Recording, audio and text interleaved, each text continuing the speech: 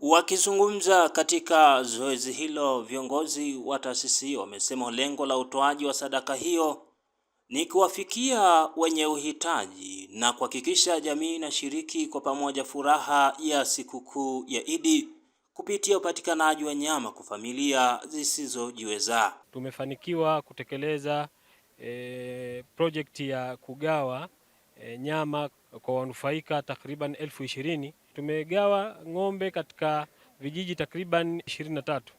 Wameweza kufurahi kama ambavyo Mwenyezi Mungu ametuambia katika siku ya leo, faswali li rabbika wanhar, swali kwa ajili ya Mola wako na uchinje.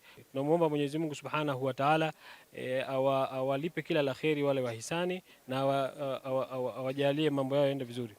Na sababu kubwa ambayo taasisi ya Direct Society imeamua kuchinja ni kupunguza makali, hasa nadhani kwa Tanzania, achilia mbali kusema Singida, sasa hivi kilo ya nyama imeenda juu.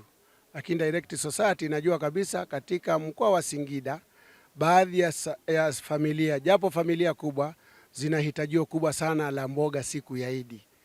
Kwa hiyo taasisi ya Direct Society imeamua kushirikiana na kusimamia zoezi hili la kuchinja ili endelee kuleta furaha na faraja. Na alhamdulillah matunda ya Direct Society yanaendelea kuonekana kila siku na kila kukicha. Kwa tumuombe Allah Subhanahu wa Ta'ala awajaze kila la kheri wahisani wetu, wasimamizi wetu, hasa wa nchi ya Kuwait. Jazahumullahu khaira wa kullu amin wa antum bi khairin.